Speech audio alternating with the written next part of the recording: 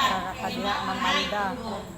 Salamat kay Madam Alda Bintawin sa imong paghatod asman kami og nakupo.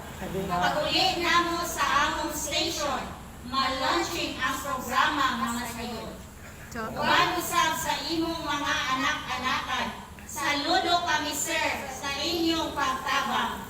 Dili namo kini makalimtan. Bulan sa Pebrero, kamo among nakauban.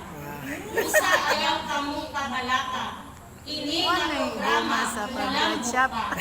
Ang mga stakeholder output aning based musuporta kay kini kaayuhan alang kanila. Rangay Elementary School, Dinhing Lugaran. Unang nasaksihan kini nga programa. Salamat ang aning sa imong suporta. Uban sa imong gwapa nga mga maestra. Komunidad na partner sa pagpabasa karong pandemya.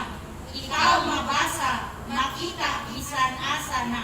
Tungod kay kami na nagpakagana na ni anang mga panahona.